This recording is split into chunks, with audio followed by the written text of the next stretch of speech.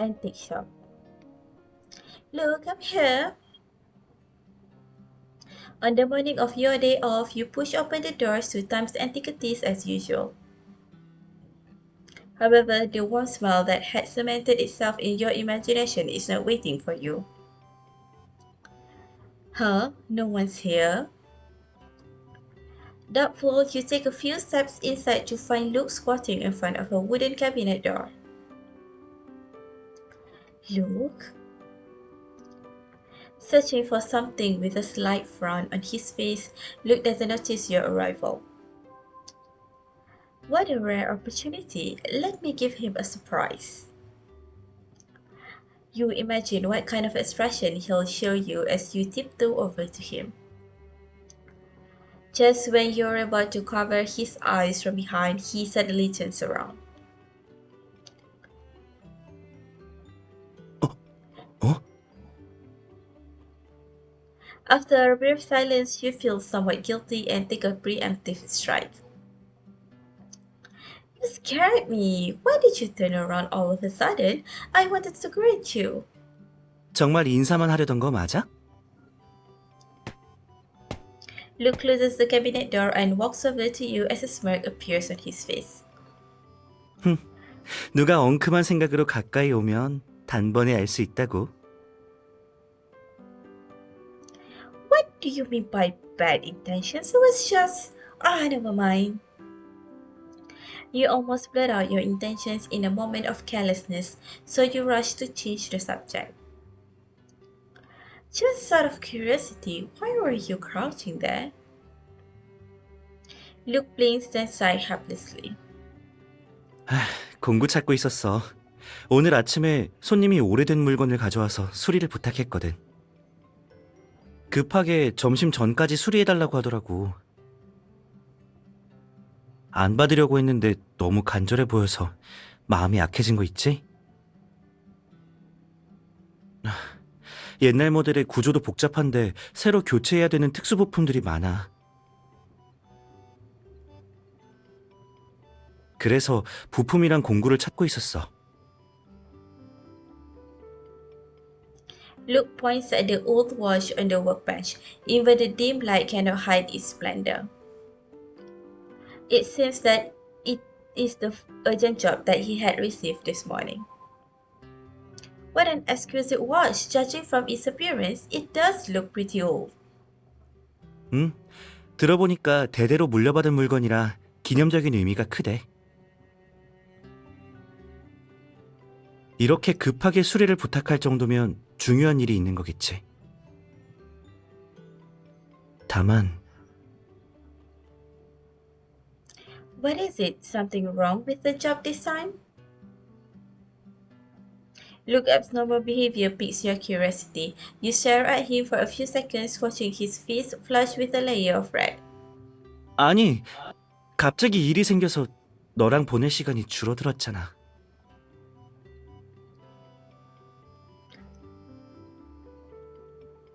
Luke's tone is natural and frank, and you can't help but feel a warmth in your heart. No worries, we can fix it together. Watching you restore antiques will be a new dating experience for me. And didn't Mr. Pierce promise me a live demonstration on how to restore antiques? 원래 준비가 되면 보여주려고 했는데. 네가 그렇게까지 말한다면야. 쇳불도 단김에 빼라고 오늘 솜씨를 보여줄게. Yeah. You nod and walk over to Luke's workbench, waiting for his next move. Luke then walks over to the workbench and puts the prepared parts and tools on the table one by one. 골동품 수리에서 가장 중요한 건 세심함이야.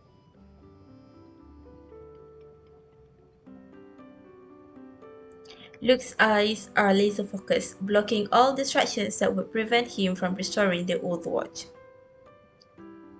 And you stand by, watching his every movement attentively without knowing how much time passes. The old and faded antique gradually comes to life in his hands bit by bit. Look, you're incredible. I knew you were skilled with your hands, but when I see you in action, it really takes my breath away. If only I could be as skilled as you. 응? 너도 해볼래? Yeah, your live demonstration just proves that you will be the best instructor.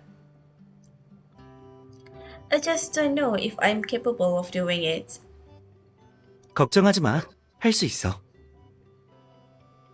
마침 며칠 전에 골동품을 좀 구해서 이번에 검사를 마쳤거든. 수리하는데 그렇게 어렵진 않을 거야. 시간 괜찮을 때 와서 같이 할래?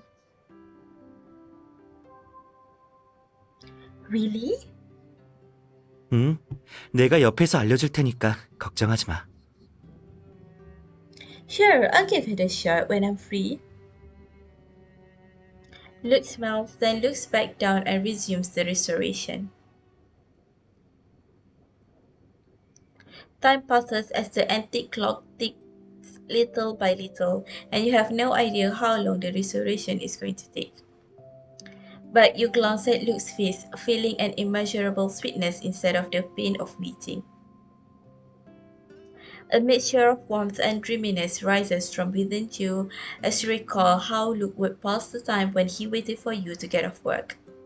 왜 그래? 무슨 생각해? The sound of Luke's voice pulls you back to reality, and only then do you realize you're a daydreaming. Not really. I was just curious if this is how you felt while waiting for me to get off work. 지금 넌 어떤 기분인데? Waiting doesn't seem painful at all.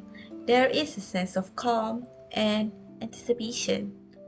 It could just be your imagination, but Luke seems to be watching you ever so tenderly. 나도 그랬어. 심지어는 기쁜 감정도 들었달까? 그렇게 널 기다리는 게 나만 누릴 수 있는 시간 같아서.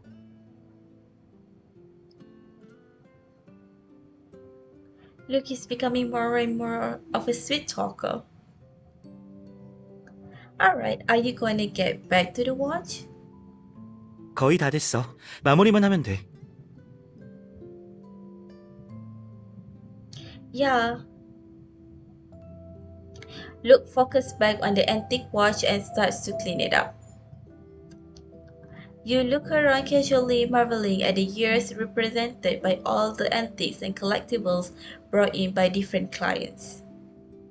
Suddenly, you spot an old tape recorder not far away. It reminds you of a similar one that Grandpa Orozco asked Luke to restore. Alright, how's Grandpa Orozco doing?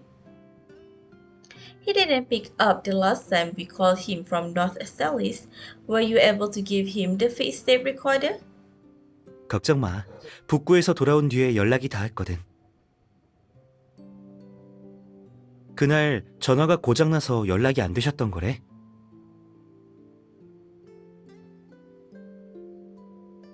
So that's what happened. 고친 녹음기를 드릴 때 답례로 직접 만드신 수제 간식도 받았어.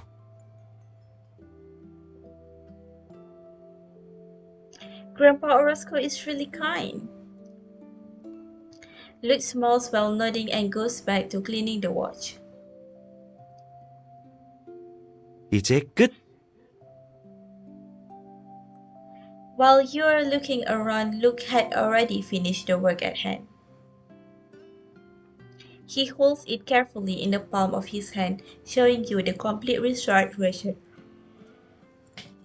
The antique watch has lost all traces of its former gloom, showing a beautiful luster instead. It looks more remarkable than I imagined. Amazing! 어때? 내 솜씨 괜찮지? Yeah, the whole process was a sight to behold. 이런 현장 참관 기회는 너한테만 주는 거야. Wow, lucky me! You thoroughly inspect the restored watch, which glistens in the sunlight. The markings on the dial are bright and clear as if given a new life. So the restoration is complete? 응, 끝이야. 이제 배송 중에 파손되지 않게 잘 포장해야지. As he speaks, Luke takes out foam paper and protective film. 참, 입구에 있는 우편물이랑 택배 좀 2층에 올려다 줄 수 있어? 수리하느라 바빠서 정리한다는 걸 깜빡해버렸지 뭐야. Okay. Hi, I didn't expect to work part-time at an antique shop after getting off work as an attorney. 응? Luke is stunned for a moment before immediately realizing that you are teasing him. Then he puts down his things and comes to your side, stooping close to your ear. 아르바이트는 아니지. 넌 여기 안주인이잖아.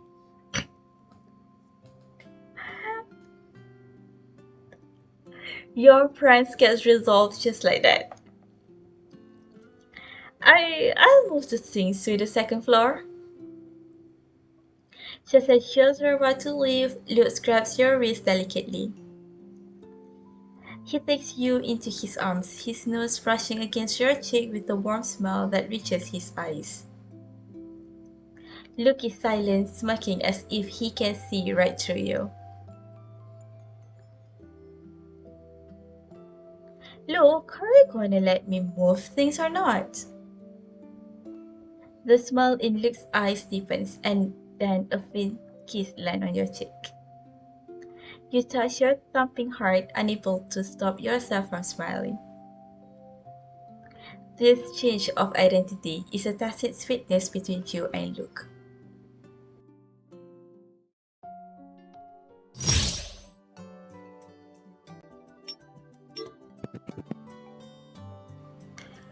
Detective Agency.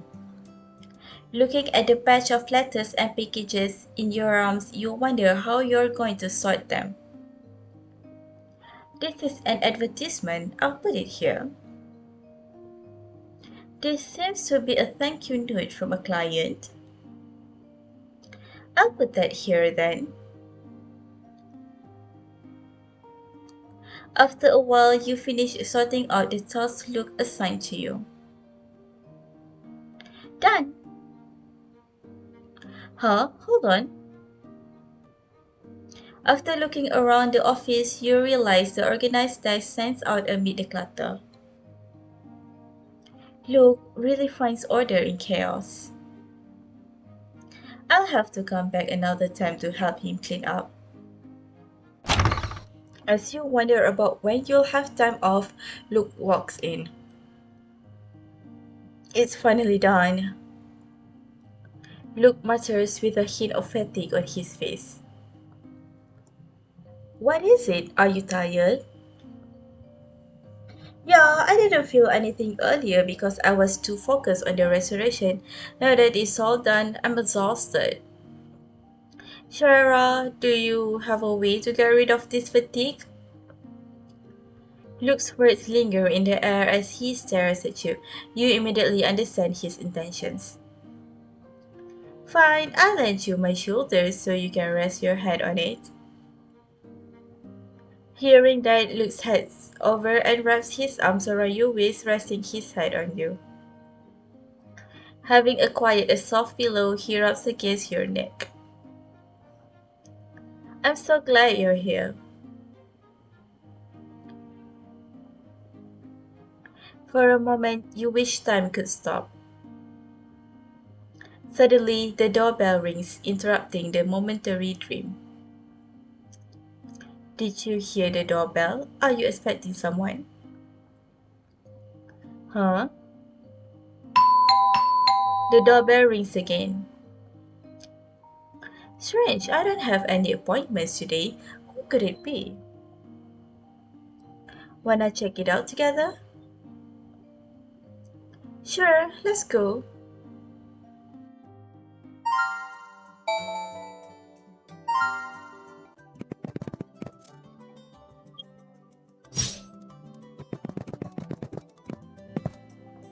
Luke blinks in surprise upon seeing the person at the entrance of the antique shop. Aaron, what are you doing here? Why are you so surprised to see me? I'm here to talk to you, of course. Then Aaron spots you and smiles. What a coincidence, Shara is here as well. Aaron. After simple greetings, Aaron pats Luke on the shoulder with a sincere look on his face. Hey, when's the wedding ceremony? I'm still waiting to be your best man. Aaron, you have to give Shara and I some time. Yeah. You find it hard to handle Aaron's energy and enthusiasm. Sensing the elephant in the room, Aaron coughs lightly and changes the topic. I guess you're right. By the way, I came to you for an important matter today. Let's talk inside. Alright.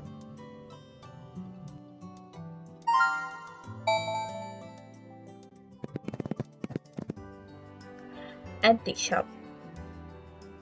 Settling inside, Aaron has a heavy expression on his face. Aaron, what's wrong? Aaron doesn't respond immediately. Instead, he presses his lips together and looks at you. Luke notices Aaron's gaze and claps your hand. You can speak freely. Shara isn't an outsider. If you say so. It's like this. A few days ago, our hospital received a patient with special symptoms. The concerned citizen who had brought him said they found him on an old street in North Astalis. When they found him, his mental state was unstable and he had mechanical injuries all over his body. A closer examination of the patient revealed no personal effects to identify him, so we contacted the police. The police identified him as Martin Rickman from Brightmere. His parents passed away a long time ago and he has no other relatives.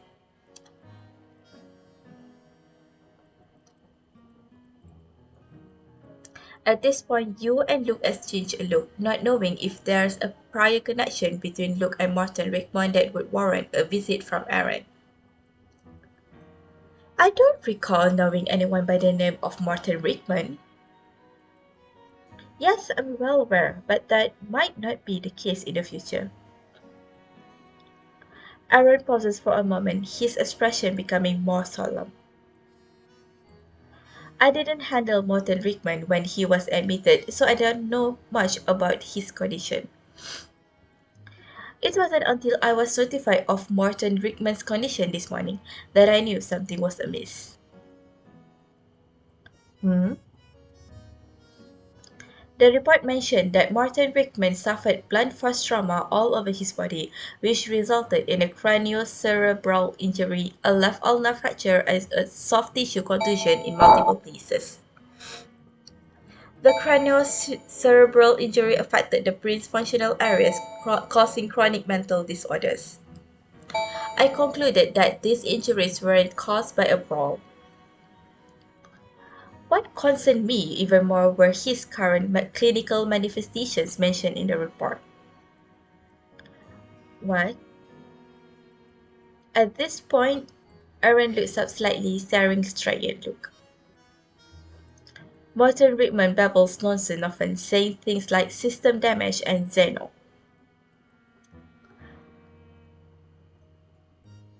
Could it be? In an instant, you and Luke hold each other's hands, your heart thumping. Seeing your reactions, Aaron nods slightly. I felt the same way you feel now. Martin Rickman might have inadvertently disclosed information about the same drug that infected Luke. After hearing the report, I looked into Martin Rickman and found that he came to Stellis, probably investigating something on his own. Reviewing his injuries again, I suspect he must have uncovered something important and met with a terrible fate, hence his current state. It concerns you, so I came right over. Luke, should I keep investigating Walter Rickman? Aaron slightly raises his eyebrows, looking at Luke. However, before Luke can answer, Aaron's phone vibrates. Aaron looks at the incoming call, then walks somewhere else to take the call. I have to go. There's an emergency at the hospital. Come find me at the hospital when you've made your decision. Alright. Before you and Luke can say goodbye, Aaron pushes open the door and leaves the antique shop in a hurry.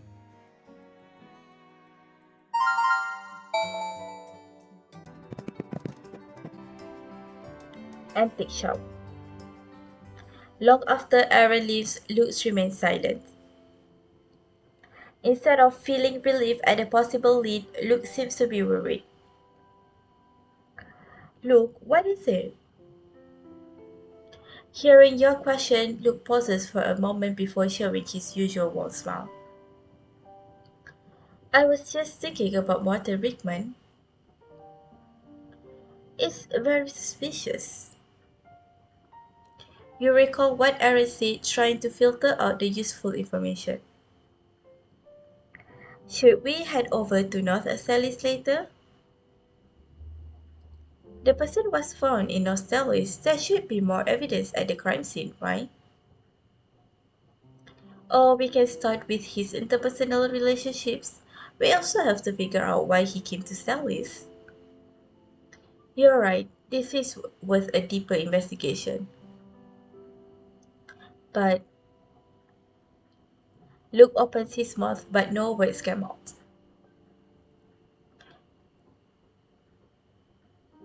Looking at your reflection in his eyes, you realize something.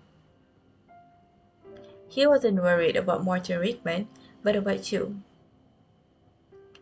Based on what happened to Martin Rickman, you and Luke might be exposed to danger if the two of you continue to investigate. But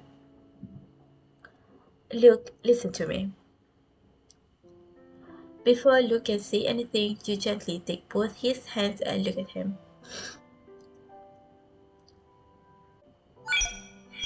Luke, this investigation is very important to me. I don't want to be a bystander in anything that concerns you.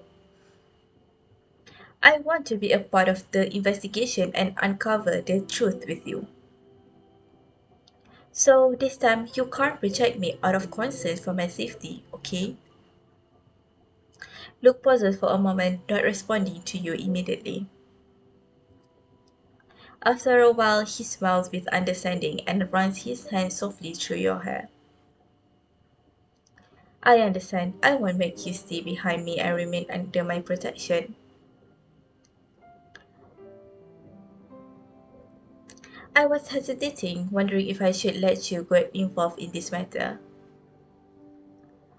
There are too many unknowns and uncertainties. I can't bear to burden you, let alone put you in danger. But I thought about it. You're my lover and my family. No matter what happens, we should face it together. Luke, as for your safety, that is a responsibility that I will shoulder. Yeah, you and I together. You react at Luke's sincere words by hugging him tightly, returning the same warmth he had just given you. After a long time, your posture changes to you leaning into Luke's arms. You look into Luke's eye as the two of you discuss what to do next. So let's go meet Aaron at the hospital. Yes, I will. I'll send him a text message first, then ask him to take us to meet Martha Rickman. It isn't polite to visit a patient empty-handed. Why don't we buy a fruit basket? Alright.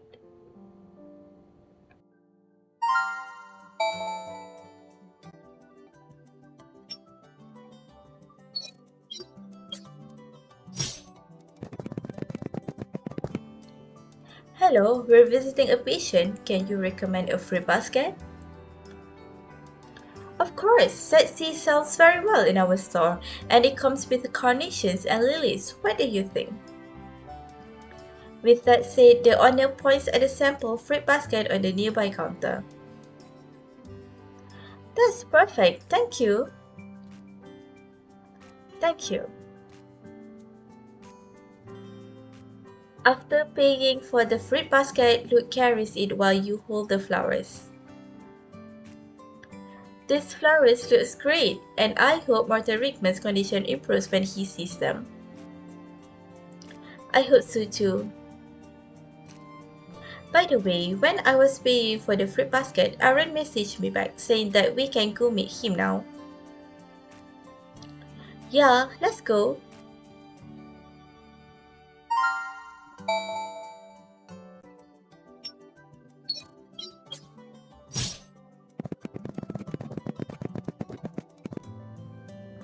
Clinic corridor. After meeting up with Aaron at the hospital entrance, he takes the two of you inside. Approaching Martin Rickman's wards, Aaron stops to say a few things. Under normal circumstances, his guardian would need to be present and consent to your visit. However, Martin Rickman's family circumstances are special, and he's probably the only one who knows what happened. This is a special case, which is why I've allowed you guys to see him. Please mind your behavior when you enter his ward. Rest assured, Aaron, we know. We'll be careful. Aaron nods, then pushes open the door to the ward. Hospital ward. Upon entering the ward, there is an inexplicable subtlety in the sight before you. The sun shines through the glass windows and warms the ward, which still has the faint smell of disinfectant. The man sitting next to the bed has his hand in a cast, while his face is covered in cuts and bruises. His eyes stare blankly ahead. Not give the senses damage. Martin Rickman keeps muttering something subconsciously, but the random phrases cannot form meaningful sentences.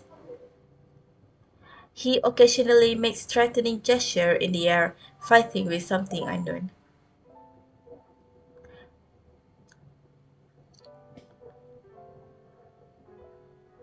You and Luke place the fruit basket and flowers on the small table next to the bed, then look at Aaron. Aaron, has Martin Rickman gotten worse? Aaron nods helplessly. The nurse making the rounds said Martin Rickman's ramblings had increased significantly. Aaron no longer able to discern what he's saying. I tried talking to him a few times before you guys arrived, only to no avail. Hearing Aaron's words, you look at Martin Rickman again with sadness rising in your heart. He looks to be the same age as you and Luke, but he is destined to spend the rest of his life in this terrible state. Aaron, is there something special about Martin Rickman's identity? Generally, ordinary people shouldn't be exposed to such danger. Luke asks about Martin Rickman's past, but Aaron only shakes his head. No, I've checked. He was an ordinary elementary school teacher in Brightmere with a clean record. For a moment, the ward falls silent, with only Martin Rickman rambling about something. After a few minutes, Luke looks up at Aaron again. Aaron, can we talk to Martin Rickman? It will be fine with me watching. You and Luke walk over to Martin Rickman, squatting down next to him to talk. Martin Rickman, can you hear me? Martin Rickman, Mr. Rickman. Immunity! Wait, no, give me. Rickman doesn't respond to you or Luke and continue with his ramblings. Asking him directly won't work. We need to do something to catch his attention.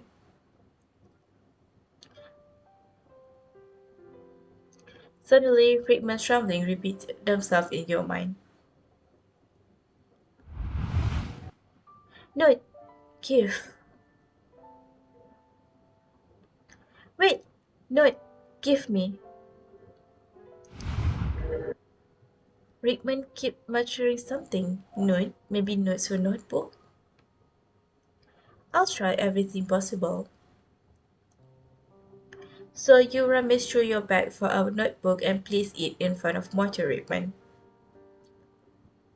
You gently wave the notebook while trying to talk to him.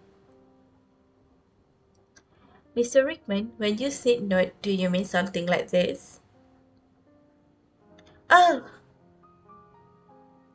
Mr. Rickman turns his head, not reacting to it.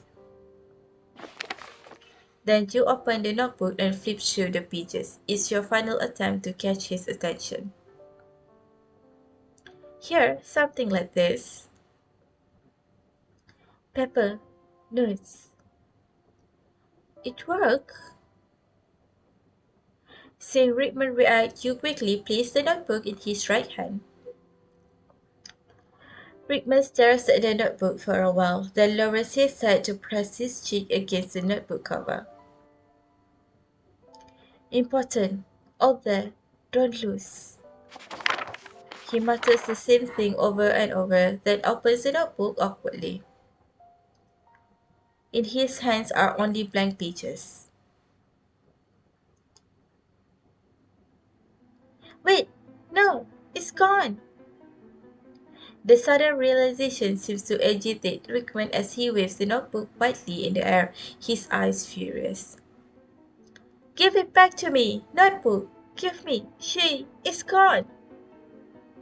Notebook? She? Rickman slams your notebook into the ground with a loud thud. Seeing Rickman about to hit himself in the head with his own hands, Lou quickly holds down his arm to prevent him from drastic action. Rickman, are you okay? It can't be gone. Important. Very important. It can't be gone. Uh, calm down. You're safe now. No one will hurt you. Take a deep breath with me. Luke's repeated efforts to comfort Rickman seems to work as he gradually calms down, returning to his state of nonsensical ramblings. Aaron also comes forward to check Rickman's physical condition. Upon confirmation by Aaron that Rickman is fine, everyone retreats to the door. After a moment of silence, the solemn expression on everyone's face softens. Judging by his reaction, he lost an important notebook. Maybe he also keeps saying things like, give it back. Those are the words of someone who had his stuff taken. Taking into account what Aaron said about Martin Rickman's whereabouts, I suspect someone might have beaten him up and taken away his notebook. Yeah, what's in the notebook that's so important to him?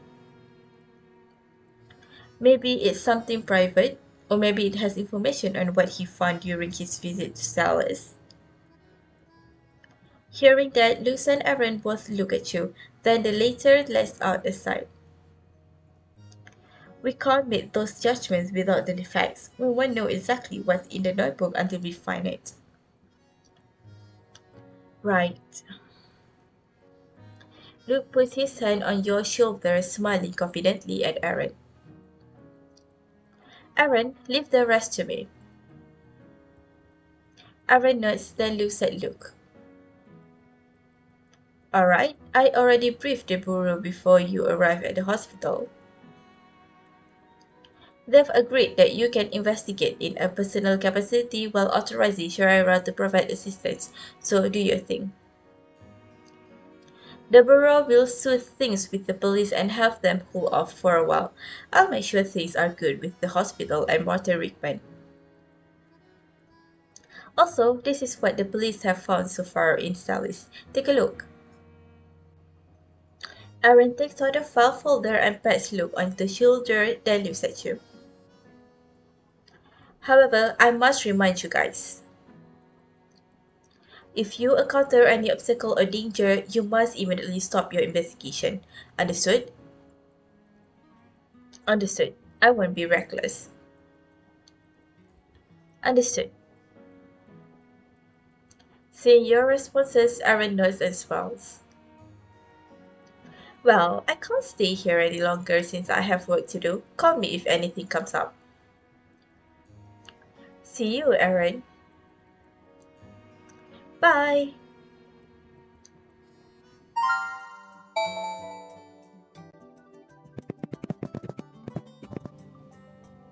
Street corner.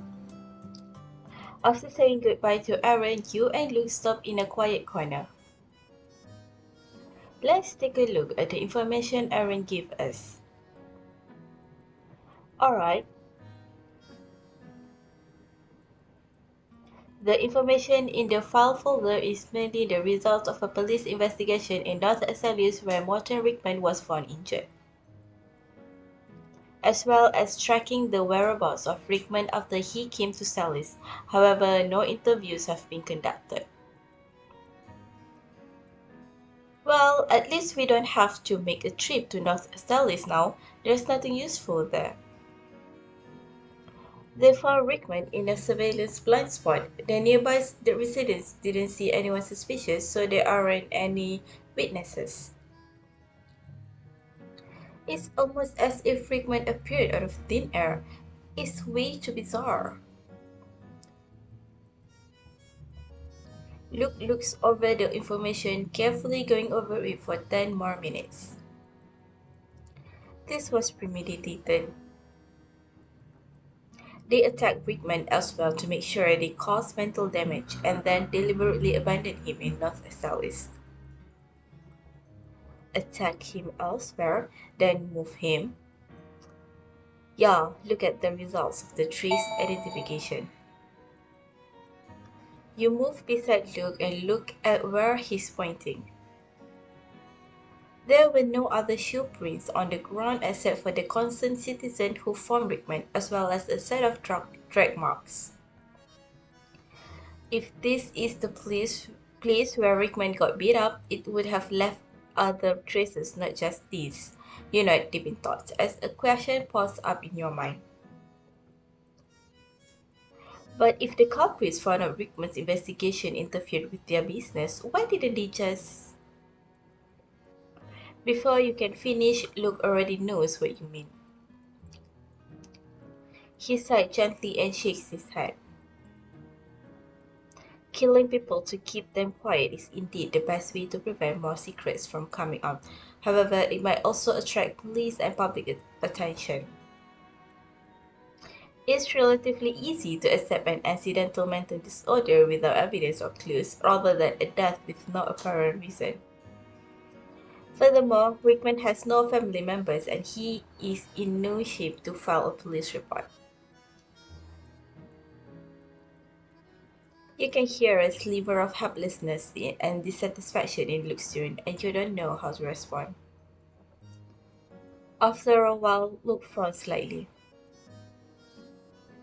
There is much we need to investigate. Who is the person that Morton Rickman mentioned, and what role do they play in all this? Who was the person that hurt Rickman, and where was he hurt? More importantly, where is the notebook that Rickman mentioned? Is the information in its contents still intact? The series of questions brought up by Luke leave you troubled. If we assume someone planned the attack on Rickman, then the mastermind must be covering his tracks to avoid exposing his identity. It's already been several days since Rickman was found, and we can't delay any longer. If we don't get to the bottom of this, our hard-earned clues will be... Suddenly, you feel a warm touch in your palm, and you realize it's Luke Crosby your hand as you come to your senses. He stroked your back to comfort you. We have many questions to answer, but we'll take it one step at a time. His expression is soft and natural, and his words have a soothing charm. Your heart gradually calms down. You're right, you can't get fat in one sitting. We'll need to uncover the clues one by one. Yeah, don't rush, take it easy, we'll find a breakthrough. What should we do now? Let me think. Everything has a beginning and an end. As you said before, we have to thoroughly go over Motor Rickman's background. We have to understand his background and social network to know why he came to Salis and what he was doing here. Once we know that, everything else will fall into places. Yeah, that makes sense. After saying that, you can't help but sigh. What is it? Something wrong? No, nothing. I was just thinking about what I can do when you're investigating. I'm not very good at scouring the internet for information, but I won't just be a cheerleader. You want to do everything you can, together with Luke, and search for any useful clues. Luke burst out of laughing, rubbing your head. As much as I want to say that you just need to be by my side, I know you won't agree to that. Good. At that moment, you recall the information you just read, and an idea pops into your head. I know. What? You flip through the folder of information that Aaron gave you and point to the places where Morton Rickman visited. While you're investigating Morton Rickman's background, why don't I check out the places that he visited? Perhaps we'll find somewhere special. Luke looks at you, and the corners of his mouth curl up, making you feel somewhat guilty. I admit going to every single place is stupid, like searching for a needle in a haystack. But that way we won't miss anything. Luke doesn't say a word, but he leaves your hand delicately. I don't think it's a stupid idea. I just feel like you've done a lot for me. What do you mean? It's my pleasure. Luke doesn't linger on the subject. He picks up a sheet of paper and studies it for a moment. Here's the plan. Shara, head to the bookshop first. If you don't find anything useful there, check somewhere else. The bookstore? Why? Morton Rickman isn't from Salis, but he went to the same bookstore twice. His records show that he only visited the other places once, so there must be something special at the bookstore, right? You carefully look over the information again and nod. You're right. Then I'll do as you say and head to the bookstore first. You and Luke smile at each other, seeing a glimmer of hope in each other's eyes. Alright, let's split up. Yes, my Watson.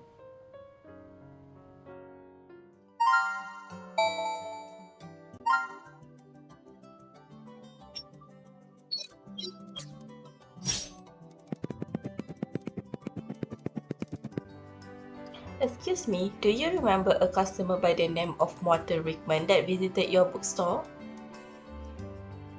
Morton Rickman? The bookstore owner seems confused until you hold up a picture of Morton Rickman. This person.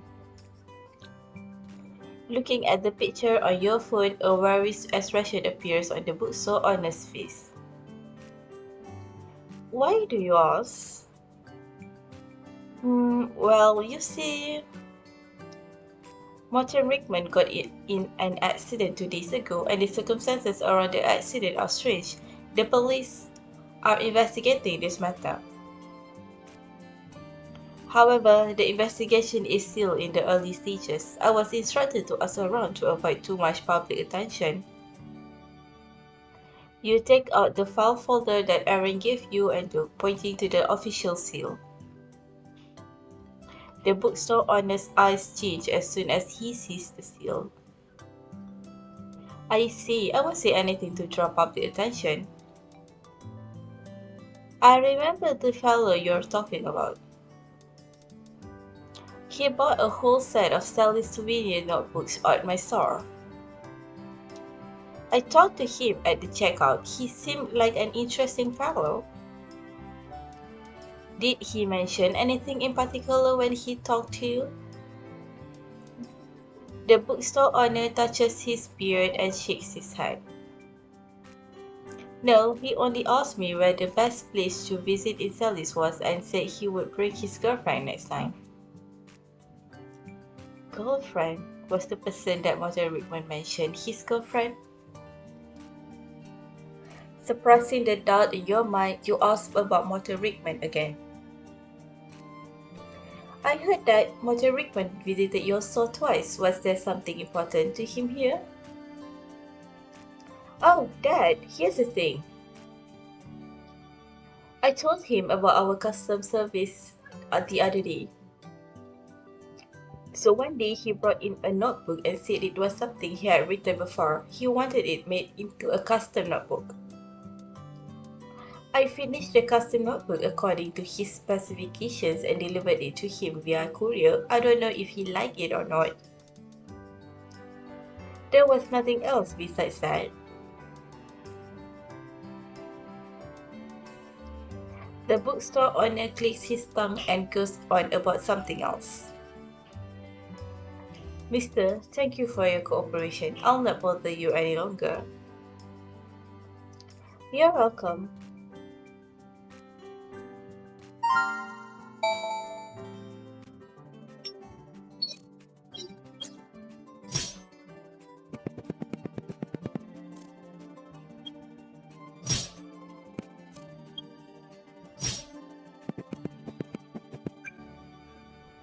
Detective Agency. Luke, I'm back. How did it go? Did you find anything? Yes.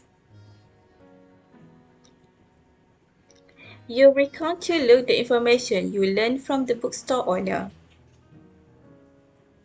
Great, not only does it match the information I found, but you were able to uncover something else. Of course, this is a piece of cake for me. Luke, what else did you find? Returning to the topic of Morton Rickman, Luke's expression becomes solemn. Look,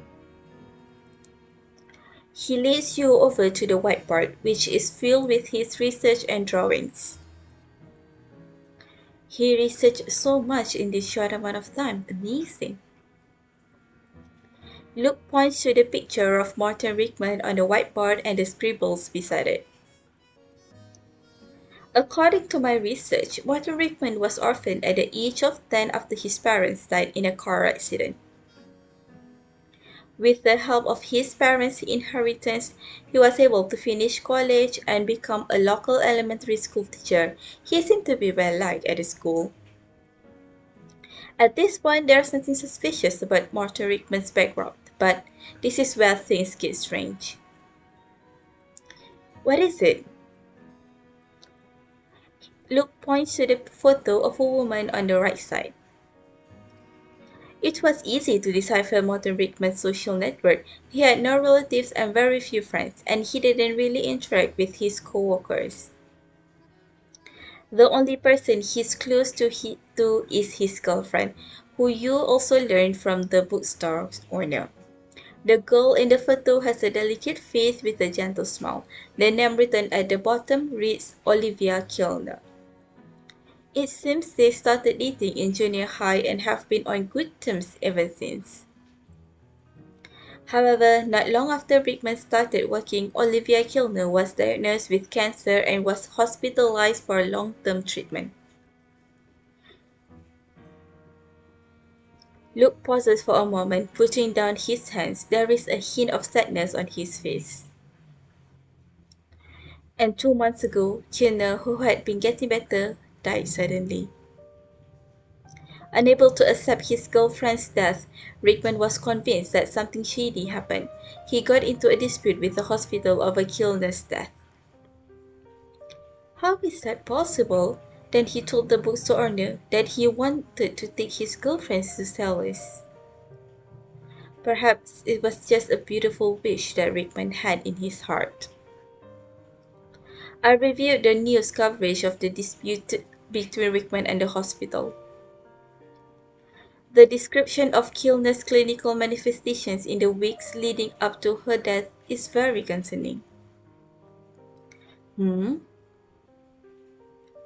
She also exhibited intermittent nerve pain and other symptoms that cancer patients shouldn't have. Maybe Rickman suspected that Kilner had been treated with drugs that were not compliant with the law, which led to her death. But the hospital's medication record for Kilner showed no anomalies. They even paid a large sum of money to her family. Thus, the dispute between Rickman and the hospital fizzled soon after. So, Rickman was conducting a secret investigation in Stellis. Yes, I believe Rickman was searching for his girlfriend's real cause of death and the source of the drug in Stellis. At this point, the office becomes quiet, so quiet that you can hear the rustling of loose clothes. You look at the photo on the whiteboard again, her smile still gentle and bright. Through her, you seem to see the cold nothingness of the blazing sun. You move your lips to say something, but an inexplicable bitterness rises to your throat, preventing you from speaking. And so time remains silent. You look away, afraid to face Luke. Sharara, I know you're worried about me. But I'm not the same as her. I'm doing great right now. Suddenly, Luke's voice rings in your ear, his tone slower and calmer than usual. You turn around to see the same darkness in his eyes. Luke, you're not lying to me, are you? You choke on your words as you question Luke, trying to force a smile. No, I'm not. We're still investigating Walter Rickman. We'll find hope at the end of the tunnel. Luke takes your hand, the engulfing confusion fading from you as you feel the warmth from his palm and skin. He hungers, he hungers for your answer, as much as you hunger for his. You tiptoe lightly around him and press your face into his chest. Yes, we'll find it. In the eerie silence, you can only hear his heart. It takes some time for you and Luke to calm down. Afterward, Luke goes over the rest of the information and the two of you discuss your next course of action. Now that we know more about Walter Rickman's background, we can speculate what he came to Celis to do. Then, what should we do next? Should we investigate Olivia Kilner's death or try to find the notebook? I also want to review Kilner's medication and medical records. But there might be jurisdiction problems because this is an intercity investigation. I'll have to consult Aaron before we move forward.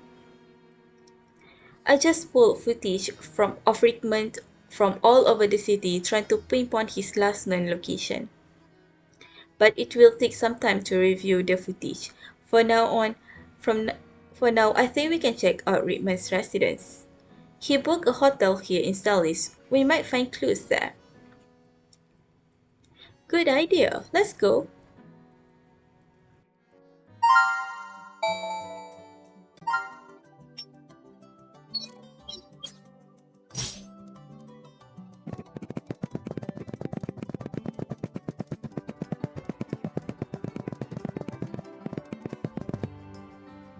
Hello, checking in. Upon entering the hotel lobby, the receptionist greets you and Luke warmly. No, we have something to ask you. How can I help you two? Did anyone by the name of Morton Rickman check into this hotel some time ago? Hearing Luke's question, the receptionist showed a slight surprised look. May I ask about your relationship with Mr. Rickman? Well, Morton Rickman got into an accident recently and the police are investigating the matter. We're helping the police with the investigation. You tell the receptionist exactly what you told the bookstore owner. After showing her the official police seal, Luke also flashes his ID. Understood. I'm sorry to hear about Mr. Rickman. Mr. Rickman is indeed a guest at our hotel and he is a big customer who booked a room for 3 months at a time. Mr. Rickman left a deep impression on the hotel staff. Do you remember anything strange during Martin Rickman's stay here? Or did he make an appointment to see anyone? The receptionist thinks for a moment, then shakes her head. No, no guest came to visit Mr. Rickman.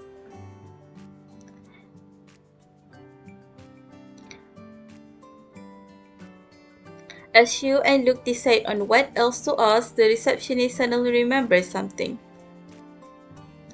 Oh yes, a package came from Mr. Rickman that he never picked up. We still have it in our possession. Please wait a moment. Let me go find it. After a while, the receptionist returns with a square package. This is it. You and Luke exchange a look and nod at the same time. We will need to take the package with us as it might contain important evidence. If necessary, we can leave our names and contact information so you can explain this to the hotel. That will be alright, thank you. After taking the package and leaving the hotel, you and Luke decide to find a secluded place.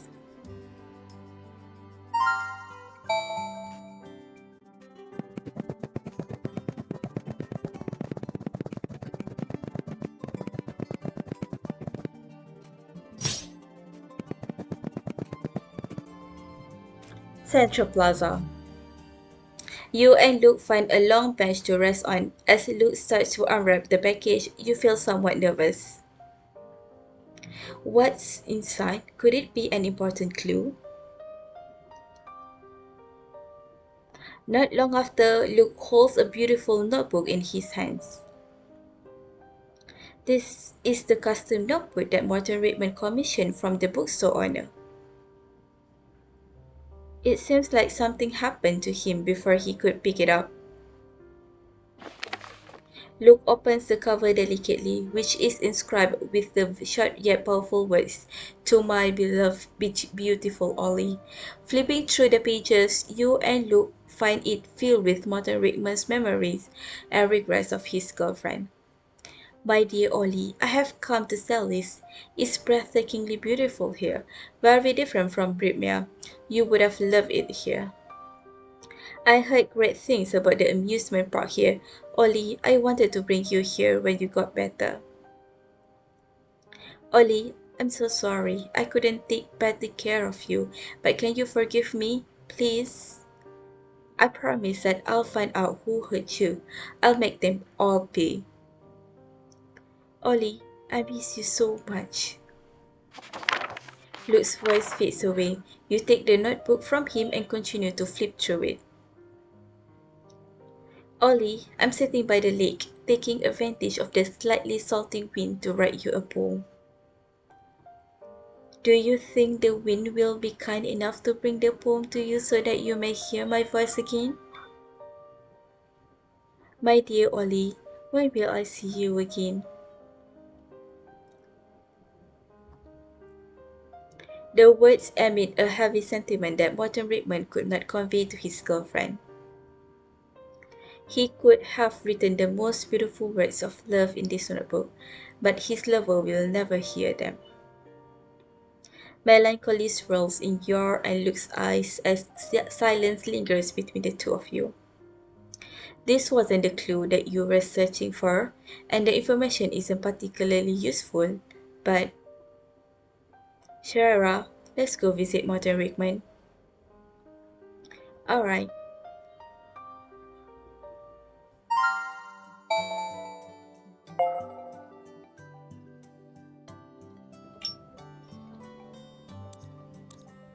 Exquisite custom-made notebook.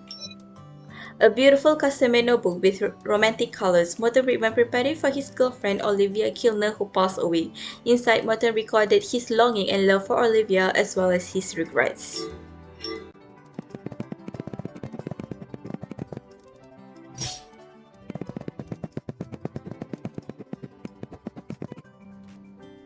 Hospital ward. Accompanied by Aaron, the two of you return to Morton Rickman's ward. He is sitting up in bed, staring blankly out the window at something.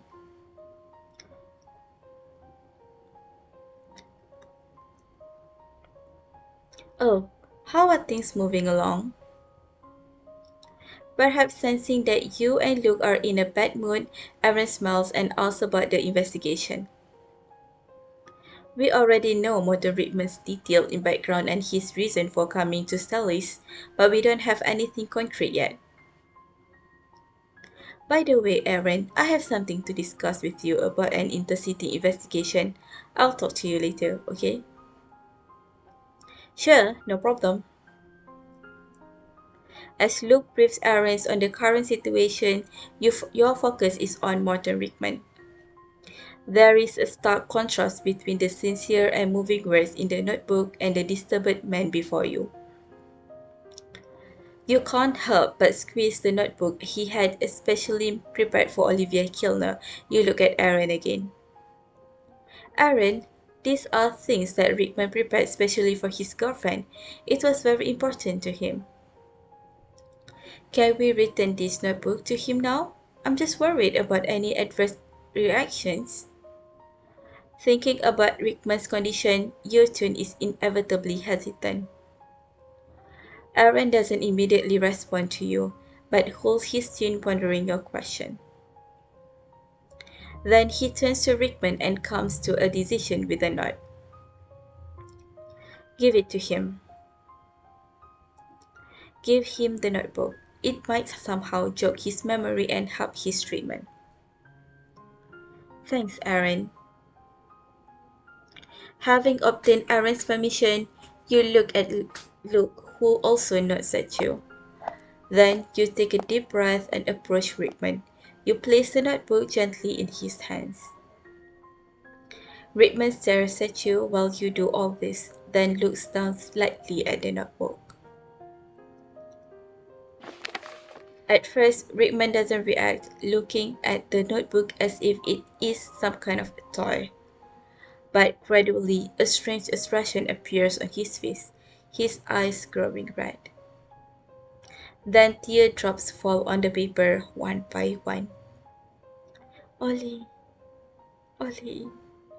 Muttering Olivia Kilner's name a few times, he throws the notebook down by the bed and hides in the corner with his hands on his head. His whole body and voice tremble, an unspeakable sadness and terror in his tone. Don't look at me! Don't look at me! Ollie, I look terrible right now. This isn't me, Ollie, so don't look at me now.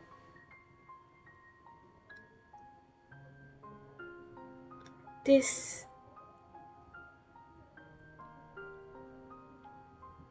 Rickman seems to know that something is wrong with him now, but he has forgotten about Kilner's death. You understand Rickman's reaction. He doesn't want his lover to see this side of him.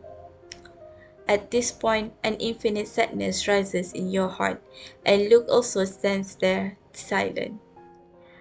Aaron wants to comfort Rickman, but he screams with every step Aaron takes. Stay away! Leave me alone!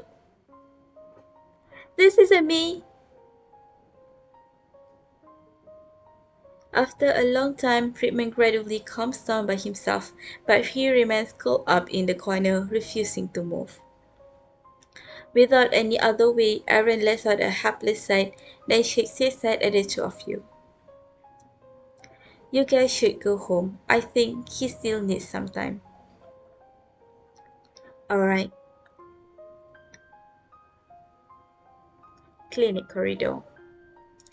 You and Luke follow Aaron's suggestion and leave Friedman's ward. Standing in the corridor, both your minds are still tense. The atmosphere seems much heavier than when the two of you read the notebook at the Central Plaza. After some time passes, Luke only manages to show a bitter smile. Shaira, we don't have any other leads to follow. Let's listen to Aaron and go home for now. Okay.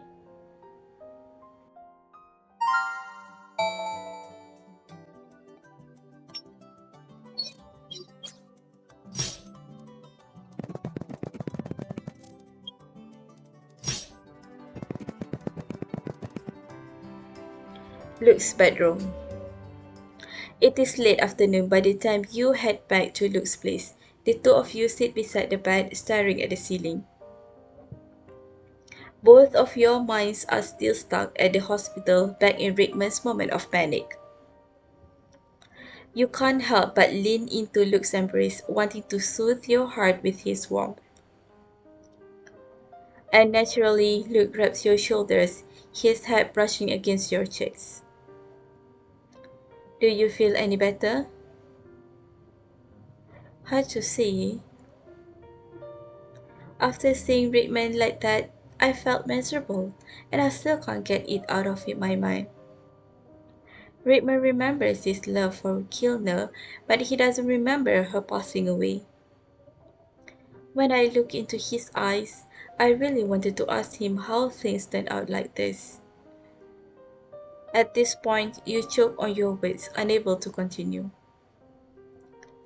I even wondered if it was the wrong decision to return the notebook to Rickman. If I didn't, maybe he wouldn't be so miserable right now. Hearing your words, Luke takes your hand quickly, clenching it firmly in his palm. This isn't your fault.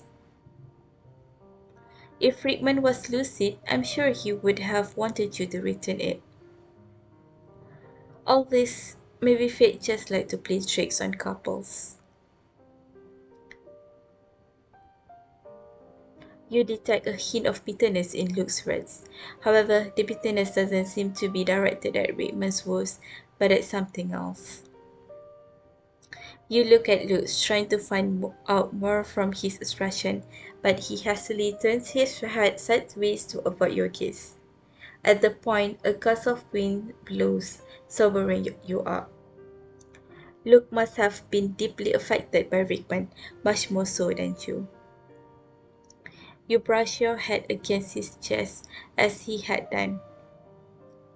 Luke, when you said couples, you didn't mean just Rickman and Kilner, right? Luke doesn't immediately respond, but lets out a soft sigh after a while. Sometimes I wish you weren't so perceptive. Maybe that way I wouldn't affect you with my sadness. But just as you said, fate likes to play tricks on couples. Since fate wants me to understand you, you should share your sadness with me, right? A faint breath blows by your ears as Luke snaps your body around to face him. You're right, I'm destined to share everything with you. Luke closes his eyes as if coming to a decision. Actually, when I saw Morton Rickman hiding in a corner, what I saw wasn't him. I saw myself. I couldn't help but wonder if I would turn out like him, never being able to find out the truth or the answers. You Before you can finish, Luke shakes his head. His graceful hands brush against your eyebrows, then move down as if he is tracing your face.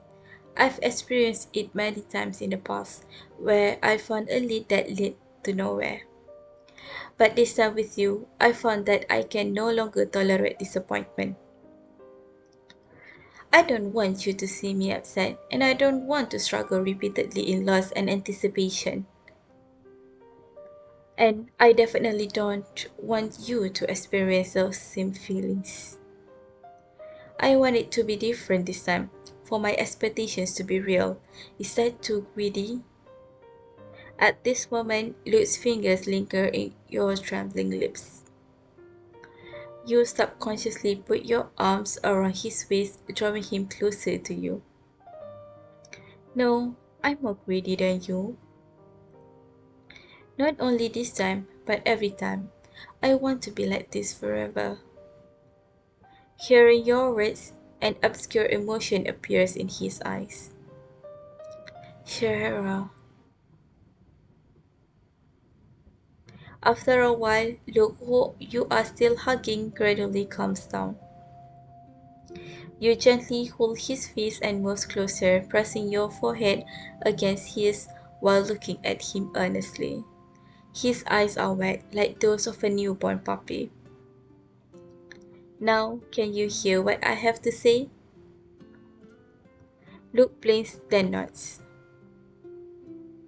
You take a deep breath and decide to pour your heart out.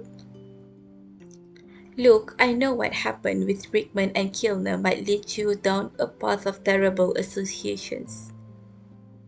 But that's them, and we are ours. Their stories are regrettable, but we hold our future in our hands. And whatever the outcome of the investigation, whether there is a cure, I will always be there for you. My love for you will remain steadfast, without fail, just like Rickman's love for Kilner. We have already exchanged vows, so let our fates intertwine as one. Sharera. Luke's eyes become clear and warm.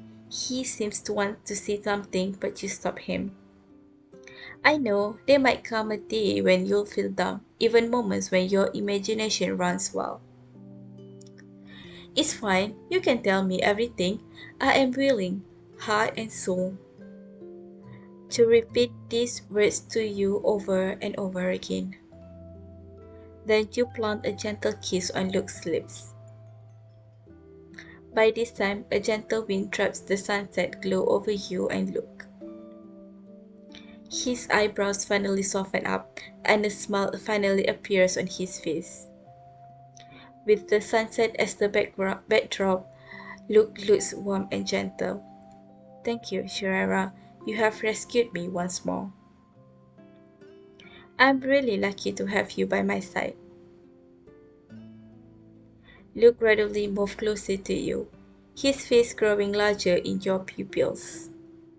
The sensation on your lips is soft and lingering.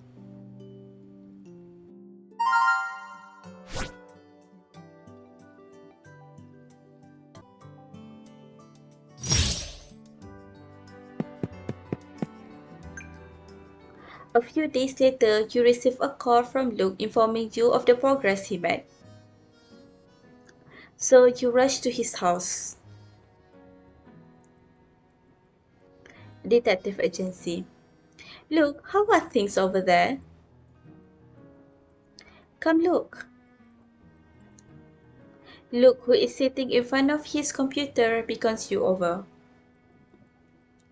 Walking over to him, you look at his screen. What is this? The last confirmed surveillance footage of Motor Rickman. He disappeared at Southeast Sally Street. Hold that thought. Let me tell you about my other discoveries. Alright. Looking at Luke's radiant appearance, you believe he has uncovered the key clues. but the dark circles under his eyes betray his radiant exterior, indicating days of hard work.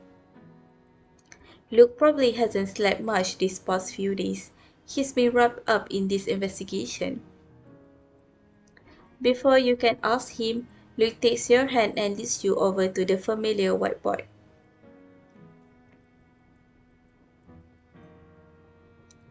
On the whiteboard, you notice an icon which seems to represent a company, in addition to photos of Morton Rickman and Olivia Kilner.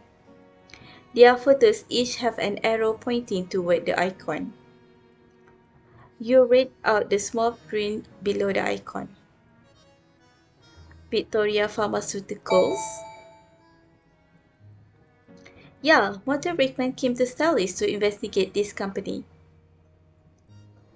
Remember when I said I wanted to review Olivia Kilner's medication and medical records?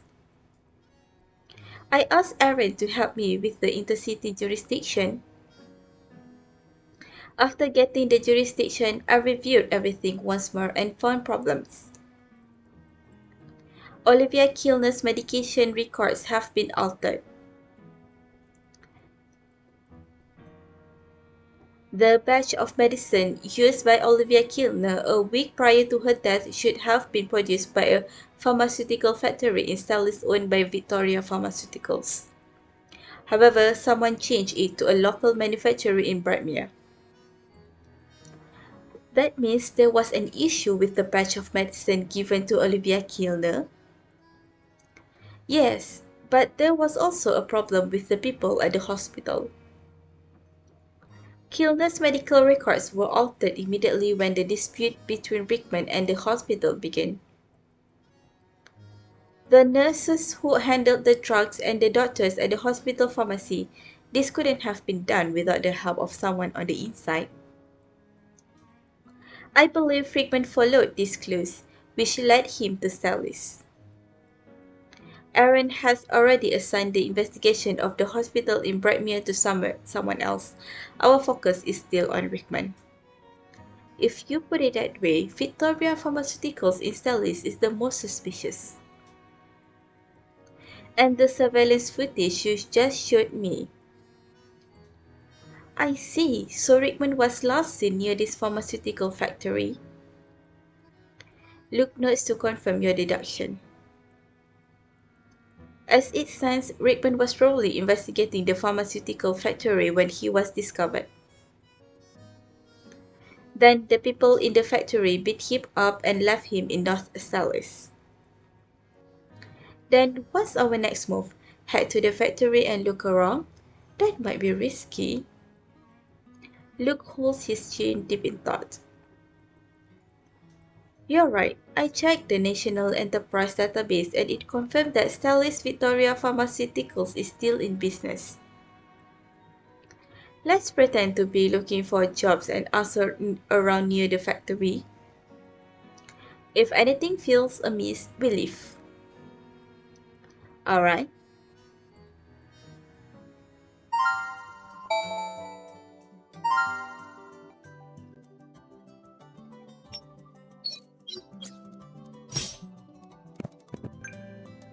Hello, do you know of Victoria Pharmaceuticals?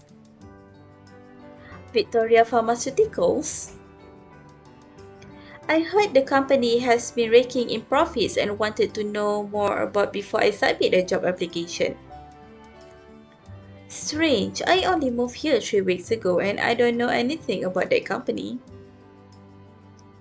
Ask someone else. Okay, thank you. After the young man walked away, you and Luke exchanged a look, eyes full of doubt. Victoria Pharmaceuticals is a big company. He should know about it if he lives nearby.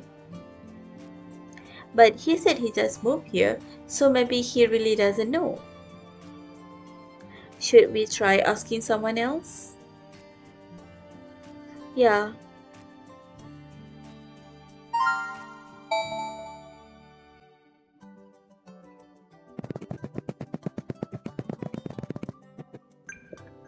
Hey, do you know of Victoria Pharmaceuticals? We're both looking for jobs and wanted to check out the place. Oh, you must be talking about the factory opened by that blonde guy? You've come at a bad time. I think their factory has been closed for 2 months. They emptied the factory a while ago, and even the people are gone. What a shame. Oh, by the way, a young fellow also came to ask about it a while back. It closed down already? What's going on? The young fellow that the granny is referring to must be Martin Rickman. You and Luke exchange a look, then shake your heads. I say, thanks for your help. We'll be on our way now. You're welcome. I haven't talked to youngsters in a long time.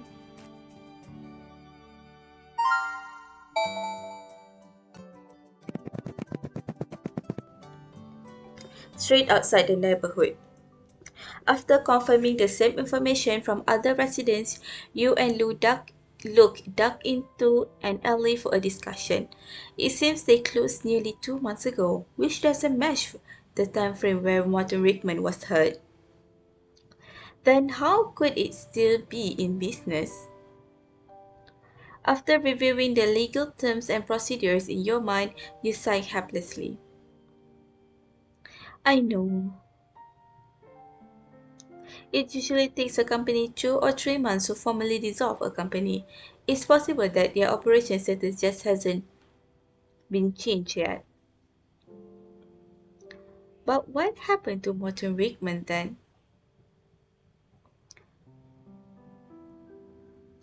Luke doesn't respond to you. His head is down as he thinks about something.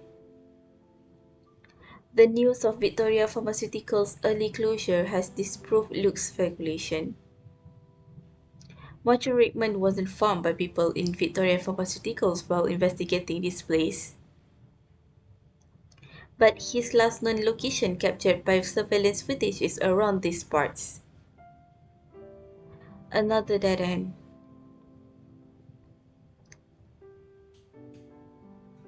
The relaxed atmosphere suddenly becomes tense. The clues that Luke had spent days working on. Just as you're about to say something, Luke's phone vibrates. I need to take this call. Okay. Looking at Luke slowly walking away, you can tell that he's unconsciously trying to avoid showing you his disappointment. The sunlight feels straight, illuminating the wall, but your heart drifts away into the distance. But this time with you, I've found that I can no longer tolerate disappointment. I don't want you to see me upset, and I don't want to struggle repeatedly in loss and anticipation. And I definitely don't want you to experience those same feelings.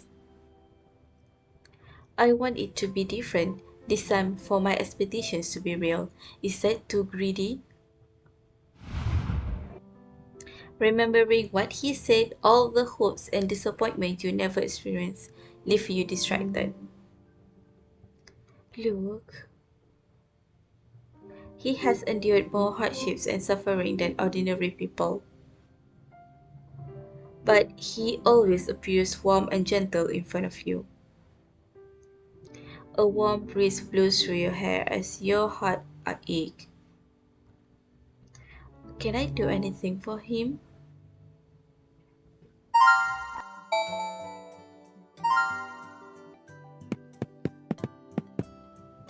As you're deep in thought, Luke finishes his call and returns to your side.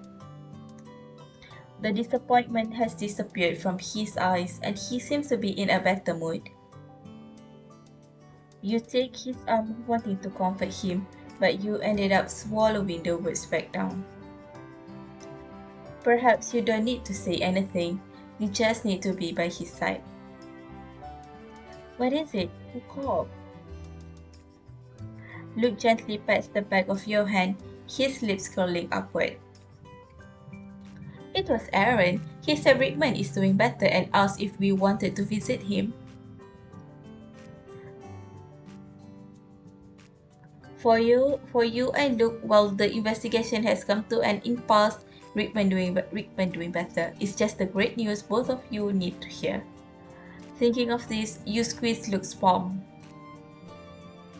Let's go visit Rickman and give ourselves a break.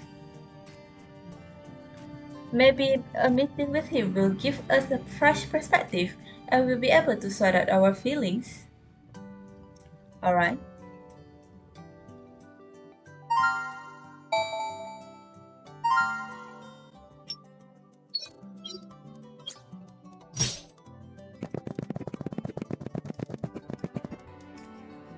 Hospital ward. After meeting Aaron at the entrance, he leads you to the familiar ward. Nothing has changed inside the ward, even the faint smell of disinfectant is still present. The only difference is that Morton Rickman is standing at the window, looking outside while clutching the notebook tightly in his hands. It seems the wounds on his face have mostly healed, and he appears to be in a better state of mind. After you guys left that day, I changed the treatment plan for him, which seemed to be effective. Compared with before, Rickman seems to be in a much more stable mood. Unfortunately, his brain damage is irreversible, causing a slight deviation in his information, cognition, and memory. So that's why he can't remember that Kilner is. Despite not finishing your sentence, Aaron knows what you mean and nods. Kilner's death was a devastating trauma for Rickman. As such, his brain protected itself by sealing off the memory. I see. But perhaps this is the best ending for him. You and Luke look at Rickman, wanting to ask him other questions. Although the two of you haven't officially met him, he has become a very important person. However, Aaron seems to notice both your burning grazes and cough lightly. Try talking to him if you guys want. His mental state is much more stable. He isn't as vulnerable as before.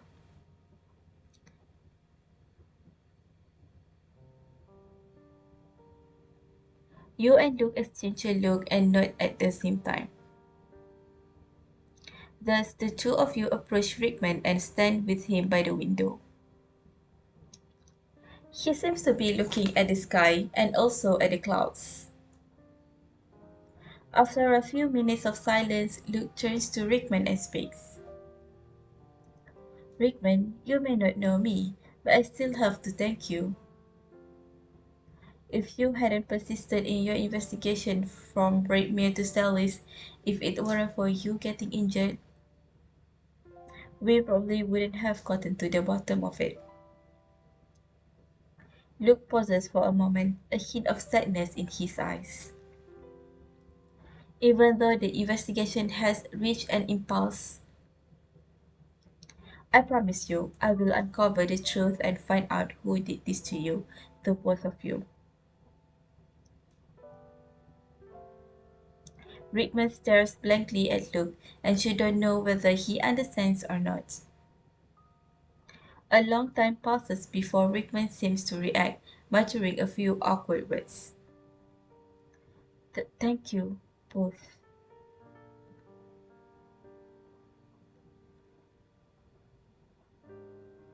You and Luke didn't expect Rickman to respond. But his thank you triggers something within you and Luke, causing your hearts to sink. While the two of you are still stunned, Rickman lifts his right hand and stretches a finger, as if wanting to write something.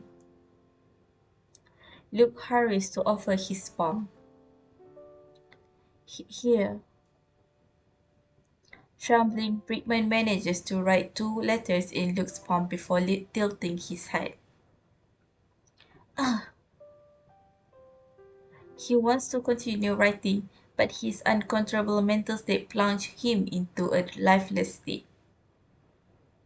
Rickman's fingertip stops after the second letter. Then he looks out the window once more. His rare moment of lucidity comes to an end. Look, Rickman, he. Luke takes your hand before you can ask. Come on, Sherera, let's clear our heads. Okay. The two of you say goodbye to Aaron with heavy hearts and leave the wards.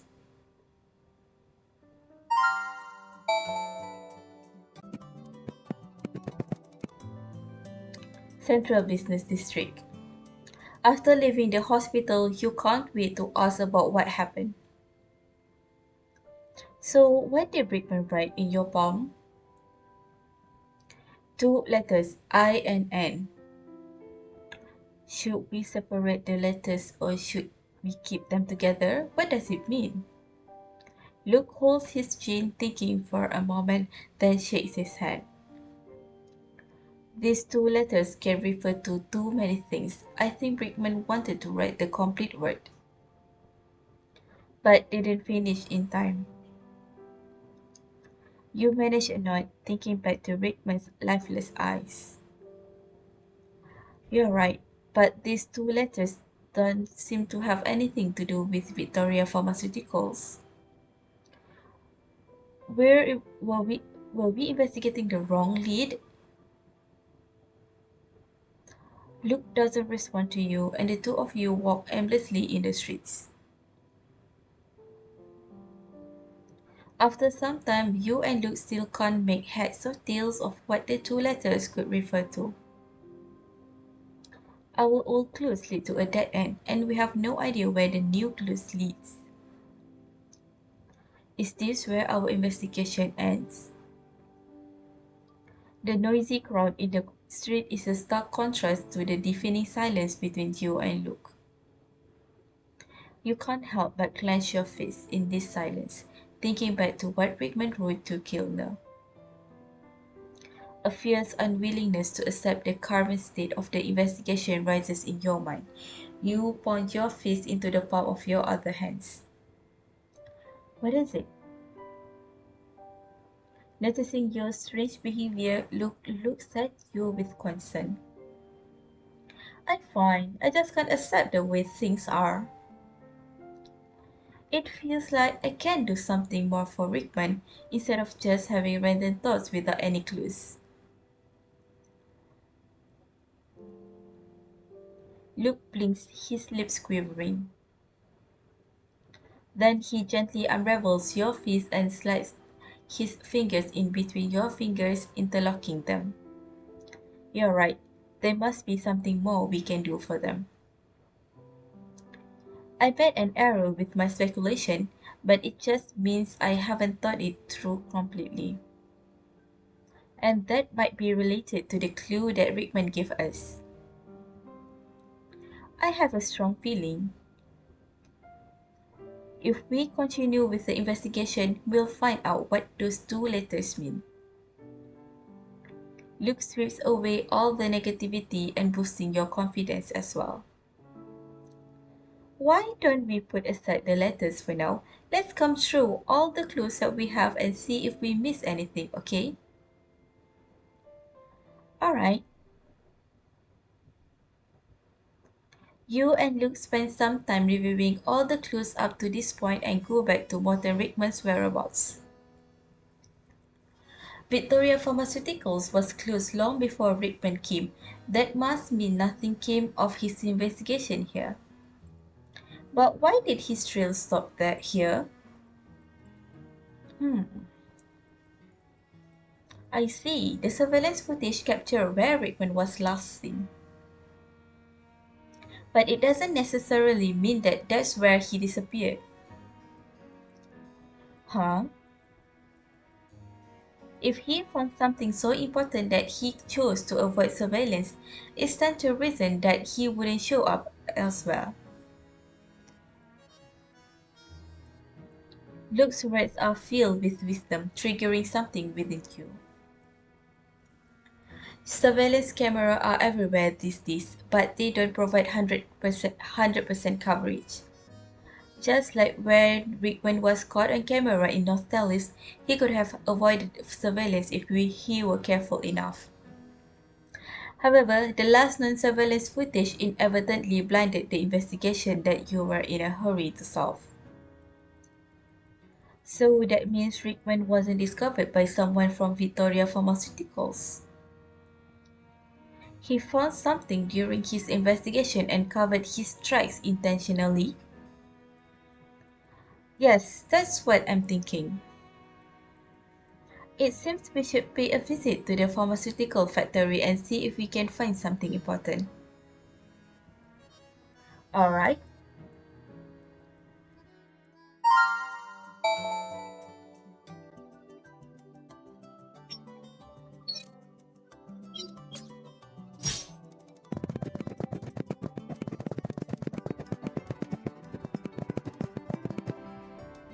When you and Luke arrive at Victoria Pharmaceuticals, there are traces of the logs being pried upon.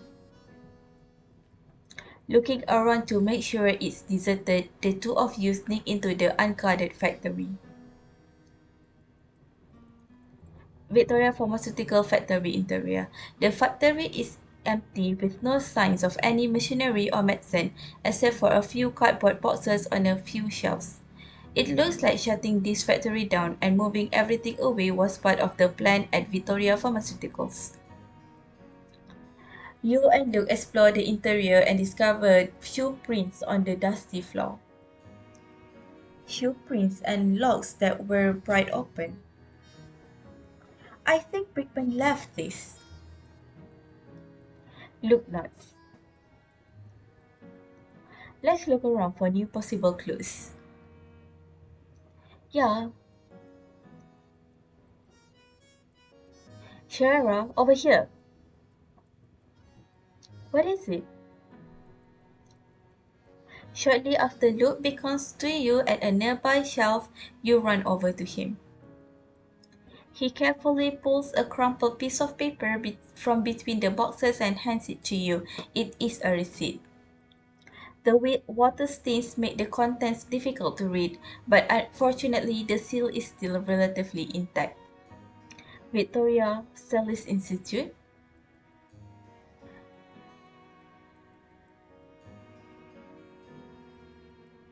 You and Luke look at each other at the same time, both overflowing with emotions. Maybe the two letters that Rickman wrote were the first two letters of Institute. But I thought Victoria Pharmaceuticals only set up a pharmaceutical factory in Salis. What's this about an institute? It might be an illegal research facility hidden in the shadows. It might be where they research the drugs before producing them at their pharmaceutical factory for distribution. One operates in the shadows and the other operates in the light. It seems this Victoria Pharmaceutical is more powerful than we had imagined. And what happened with Morton Rickman might also have a plausible explanation. He must have uncovered the existence of the institute here and conducted a careful investigation. However, they might have found him when he was approaching or infiltrating the institute and dealt with him accordingly. All the clues fall into place, pointing to the next stop. Where is this institute located? Luke looks down deep in thought, then shakes his head. I've memorized the map of Salis, and there are no suspicious buildings above ground that can be used for medical research. Nothing above ground. Then underground? Underground? You and Luke voice both your speculation at the same time. The two of you chuckle at the tacit response. It seems we're always on the same page, no matter what. Of course, we're the perfect partners. That's reasonable. Why don't we get out of here first? We can figure out where the institute is later. Alright. With that, Luke takes your hand and leads you out of the factory with hope inside.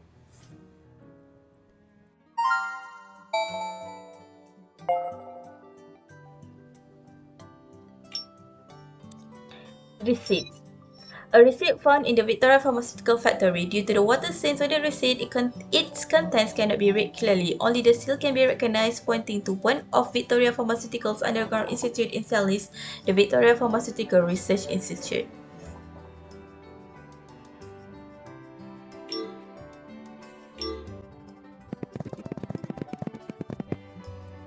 After leaving the Victoria Pharmaceuticals, you and Luke find a quiet place to discuss where the institute might be located.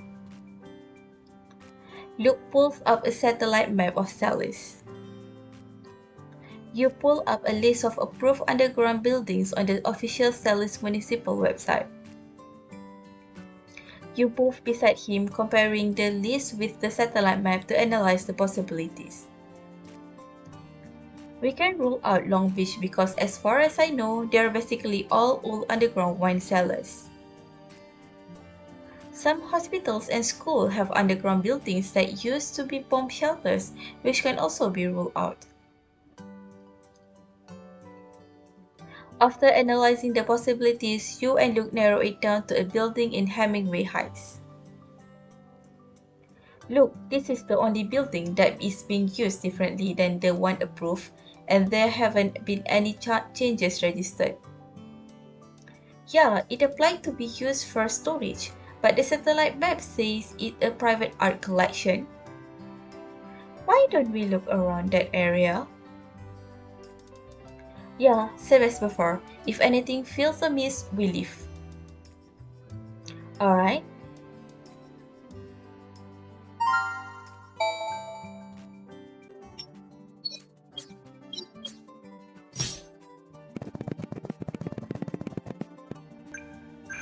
Hello, do you know of a private art collection nearby? Ah, yes, there's one just up ahead. They seem to be quite mysterious. I don't know what kind of people would keep a private art collection. My friends and I wanted to take a look, but we were stopped at the gates. I see. Thanks for your help. Thank you. You're welcome.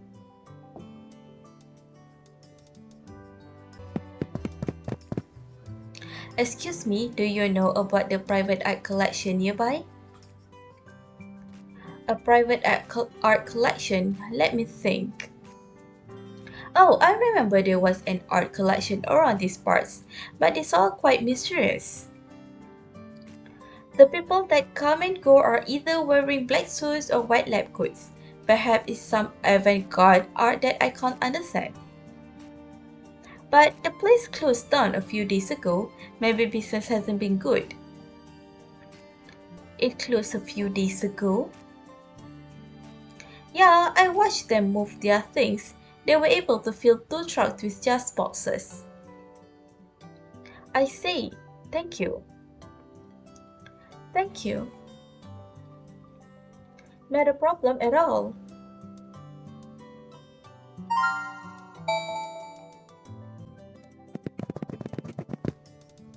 It seems like more than a coincidence that they shut down a few days ago.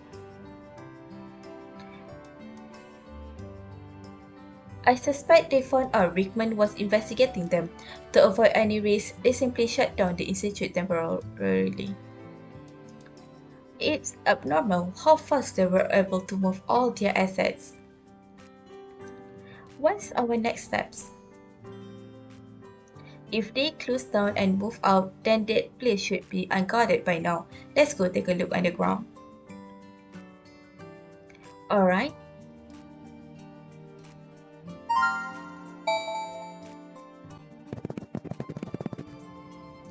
Victoria Pharmaceutical Research Institute interior. Arriving at the Victoria Celis Institute, it takes a while for Luke to open the front door. What comes into view is a dark, gloomy hallway. Sharara, stay behind me and be careful. Alright. Luke takes your hand and moves forward carefully. Ah! Suddenly, your foot slips as if you step on something, the ground slipping out from underneath you. Luke barely managed to catch you by using his own body to break the fall. Are you okay? Did you twist your ankle? Before you can react, Luke has already squatted down to check on you. It looks alright. Try moving your ankle and tell me if it hurts. Okay. You try rotating your ankles in various ways per Luke's instructions, but nothing feels strange. Luke, I'm fine. Don't worry about me. What about you? Were you hurt? You shudder, remembering the loud thud when Luke's body hit the ground, but Luke smiles at you. Don't worry, I'm more than fine. If you don't believe me, I wouldn't mind a personal checkup later. I guess you're fine then, seeing as how you're able to joke around with me. Then you notice a vial on the ground. It seems this is the culprit that caused you to fall. You place it in your palm for closer inspection, only to realize it is empty. Confusion fills your heart. An empty vial? Was it dropped by accident while they were moving out? Put it away first, and let's head deeper inside. Maybe we'll find something new. Yeah.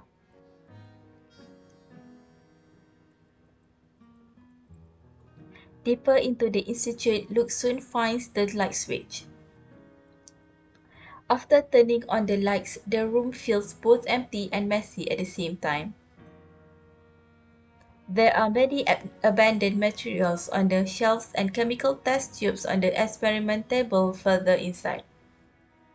Compared to the pharmaceutical factory, this place is very chaotic. It seems the people here left in a hurry. They left a lot of things behind. Yeah, I'm sure they were surprised that Rickman came knocking, so they were in a panic to shut things down here. Let's look around for more clues. Alright, you search and explore along the left wall. Approaching a corner, you freeze up at the scene before your eyes. Look, over here. What is it? Luke hurries over when you call out his name. When he looks in the direction you're pointing, he also freezes up.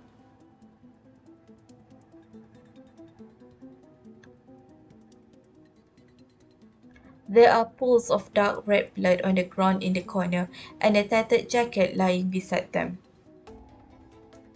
Extending from the pools of blood are marks that someone made with their fingers. Look, this.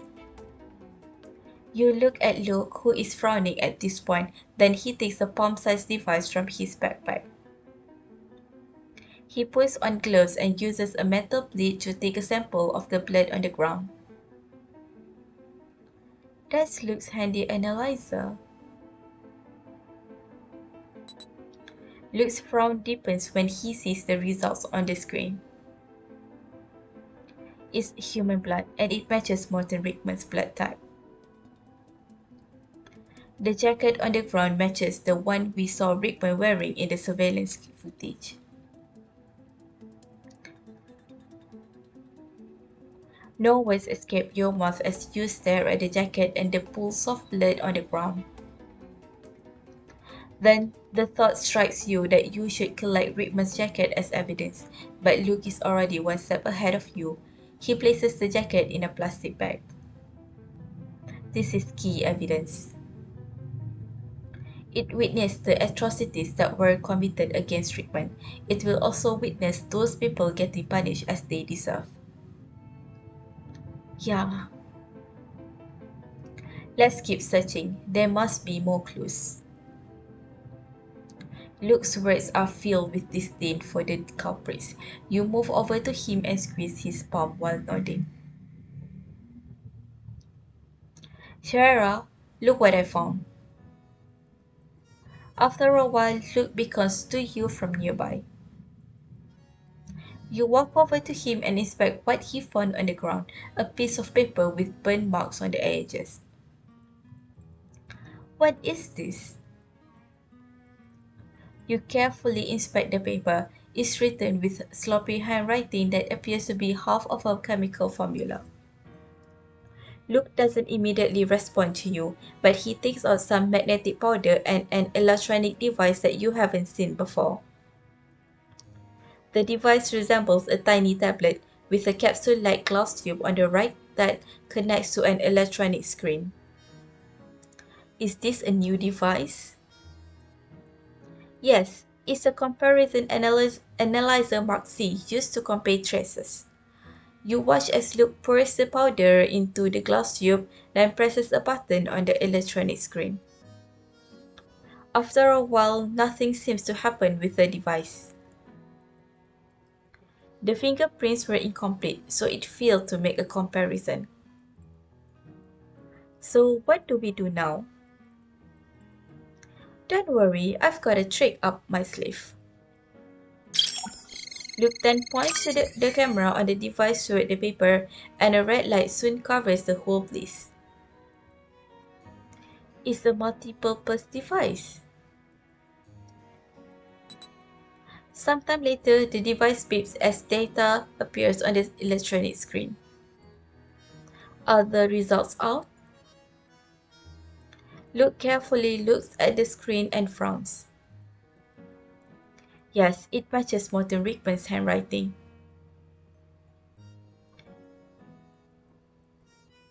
Could this be fragments of Rickman's notes? You look at Luke, who nods.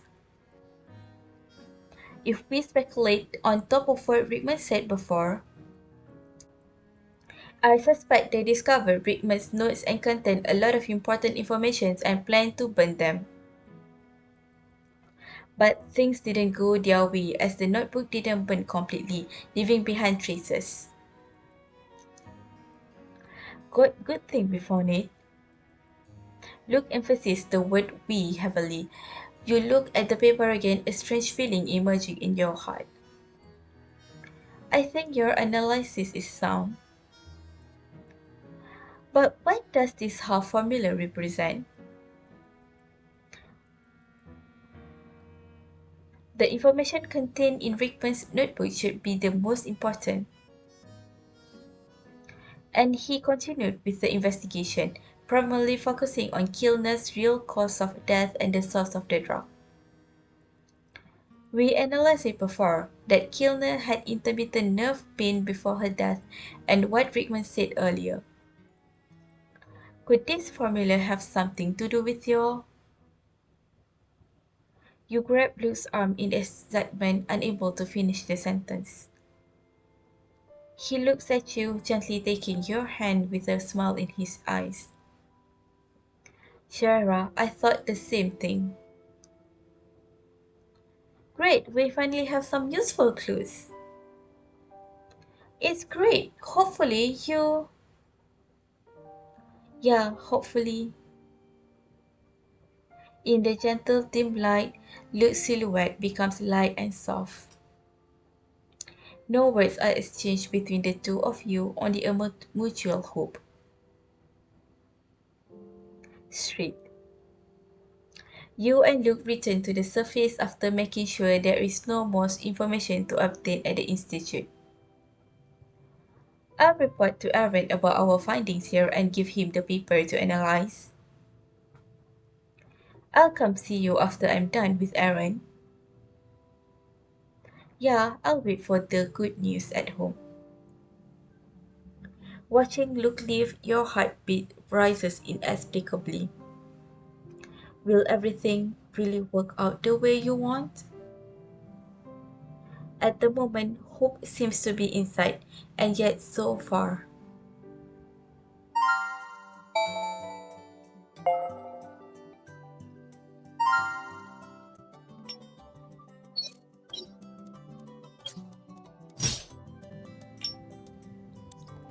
Burnt paper scrap. A paper scrap found in Victoria Pharmaceutical Research Institute. The paper contains half of a chemical formula with burn marks on the edges. According to forensic, the handwriting on the paper belongs to Morton Brickman.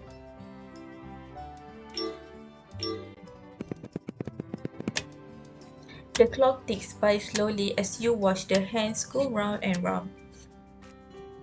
Your initially high expectations gradually gives way to anxiety and sadness. He's been gone for so long. Why hasn't he come home yet? No, no, don't think like that. But in the space of a moment, the unspoken worries only grows more intense.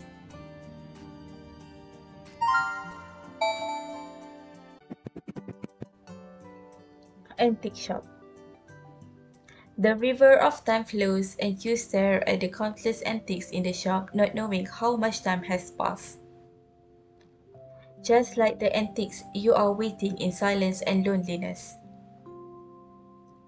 When is Luke going to come back? I wonder what's going on. Just as your mind starts to wander, the crisp sound of the door opening interrupts your train of thought. 나왔어. Luke! Hearing Luke's voice, you run over to the door, wanting to throw yourself into his arms. Luke lifts you up, spinning you around in place. Lifted into the air, you feel like a butterfly, joyous and light. How did it go? After a gentle landing, Luke holds your arm. He smiles at you with bright eyes, almost as if the sun is shining in them. 결과는 아주 좋았어. 반쪽짜리 화학식이 정말 중요한 단서였더라고. 그래서 희철이 형이 전문가한테 분석을 맡겨놨어. That's great! Our hard work hasn't gone to waste. You jump into Luke's arms, his warmth passing through your body. This sudden whirl of great news almost seemed like a dream, and you can't differentiate it from reality. And Luke strokes your back, telling you every detail. 형이 그러더라고. 이번 연구에 성과가 있으면 발병했을 때 증상 완화에 큰 도움이 될 거래. Good. 빅토리아 제약연구소 일도 상부에 보고했어. 이제 난 조금 쉬고 다른 사람을 보내서 추적 조사를 진행하기로 했나 봐. 그리고 남재욱 씨는 당분간 미림시에서 치료받고 원래 집 근처에 있는 병원으로 이송하기로 했어.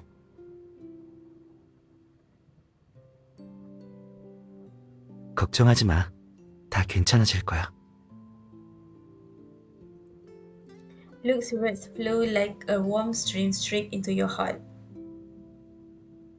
This dreamlike feeling grows heavy with every word, then lands on your heart.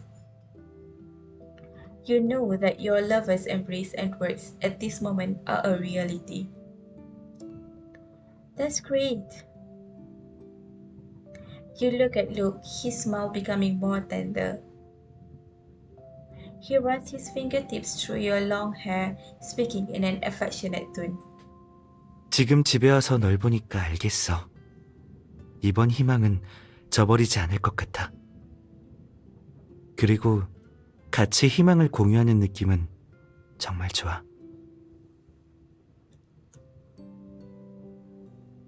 You put your finger to his lips, then shake your head. What do you mean? Maybe. It really is. Luke is stunned for a moment, then a faint smile appears on his face. 응? 그러겠지. And you were wrong about one thing. 응? Under Luke's gaze, you can feel your cheeks and neck burning up. You can't help but confess your feelings when facing your lover's enamored eyes. It's not me sharing hope with you. We've already become one. Whatever you feel in your heart, I feel as well. Just like this time when we went to investigate and find clues about the drug together. Look, you and I, our fates have already become inseparable. Luke gently pulls your left hand over his heart, then up to his cheek. 응, 맞아. 우리 운명은 이미 뒤얽혀서 다시 떨어뜨릴 수가 없지. 너랑 함께라서 정말 행복해. Me too. He tilts his head to rub against the palm of your hand. It feels tender yet ticklish. 방금 희철이 형한테서 결과를 기다리는 동안 솔직히 두려웠어. 태어나고 침착했던 옛날이랑 전혀 다른 느낌이더라고. 우리가 찾은 단서가 아무런 쓸모도 없을까봐 정말 무서웠거든. 하다 그 종이가 정말 도움이 돼서 나에게 시간을 더 벌어다 줬으면 좋겠다고 나도 모르게 속으로 빌었어. 하루, 1분, 1초라도 좋으니까 널 더 오래 사랑할 수 있게 말이야. Luke's words are affectionate and loving, but you detect a hint of bitterness. Yes, time is the sword of Damocles, constantly hanging above his head. Underneath the sword, he is destined to suffer the dull beat again and again as long as he hungers for you. But whenever he looks at you, it is always the same warm, healing smile. Affection, heartache, sweetness, all these emotions rush into your heart. Look, Just as you're about to say something, Luke kisses your hand to stop you from saying anything else. 아무 말도 하지 마. 다 알아. 너 때문에 내가 약해졌다거나 약점이 생겼다고 생각한 적은 한 번도 없어. 오히려 네가 곁에 있어줘서 앞으로 다가올 일들을 마주할 용기가 생겼지. 절대 네 손 놓지 않을 거야. 너랑 같이 우리의 미래를 만들 생각이거든.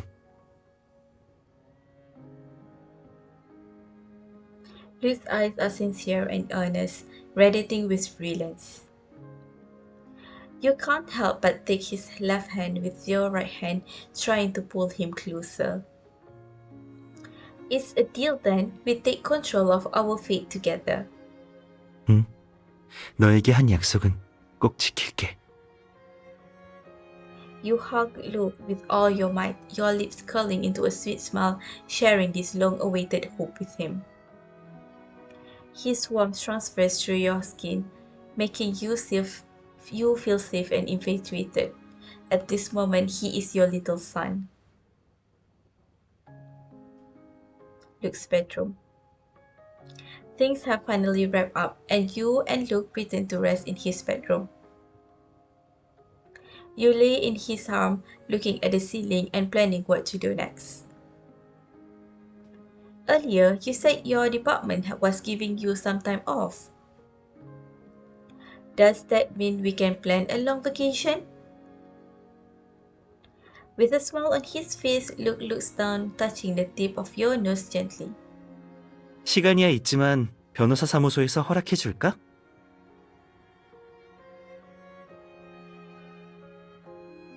I was so happy that I forgot about my own job.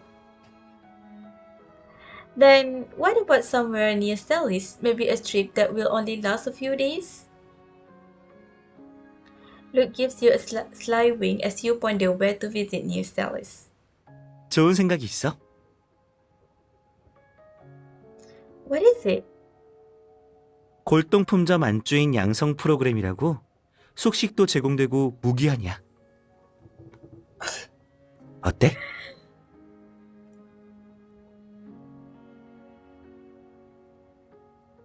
Look, I'm being serious about where to go. Hearing your words, Luke bends down and whispers, his hot breath brushing your ear. 농담 아니야. 진심이라고.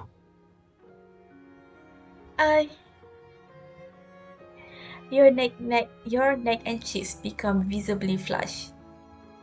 You are stunned for a moment, not knowing how to respond. But he seems to notice your embarrassment and takes your arm while looking into your eyes. 양성 프로그램은 지금부터 시작하자. You feel lost in Luke's smile that is as bright as the sun. All you can feel is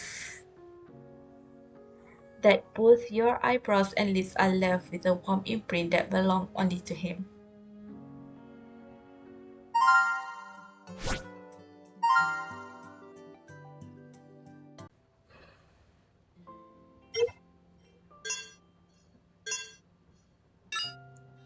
Kintsugi technique. Kintsugi, also known as golden repair, is a technique used to repair broken items with purely natural materials. Kintsugi is widely used and is mostly applicable in ceramics and purple clay pottery. Normally, it takes about 20 days to restore an item with kintsugi.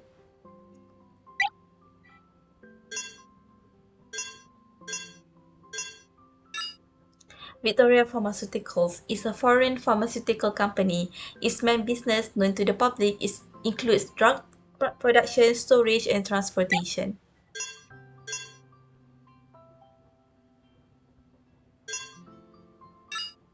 Trace identification refers to evaluating traces left by human bodies and objects and the correlation between separated and original traces through the use of scientific principles and techniques.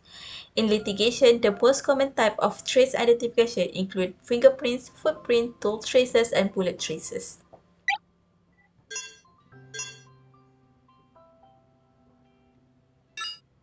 Chronic mental disorder affects brain function and can be caused by a variety of factors, leading to abnormal mental activity in patients. Patients with chronic mental disorders will have abnormal cognition, reasoning, emotions, behavior, and more. For seriously affected patients, their social skills may be affected. The main differences between chronic and acute mental disorders are that chronic mental disorders are not as intense but are curable.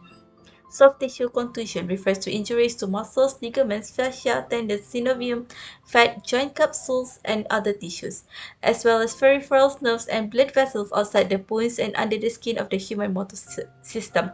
Generally, when a certain level of external force is reached, it will cause an injury and symptom will appear.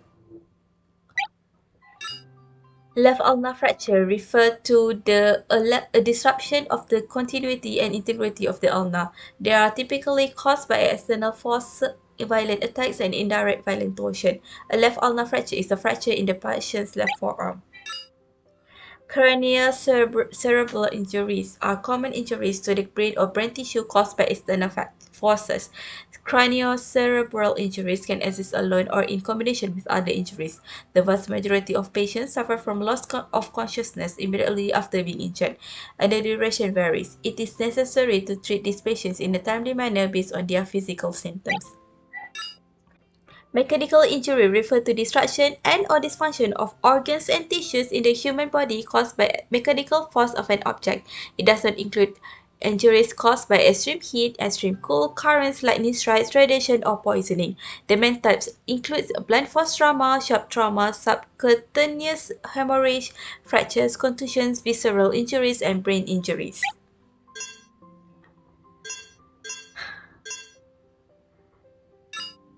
Bridmere is a mid-sized city near Salis. While it isn't as modern as Salis, it has retained many of its historical buildings. Bridmere's unique style makes it one of the most historical and cultural cities in the country. So far, Bridmere has 4 districts with a total area of 6,000 square kilometers and a developing industry.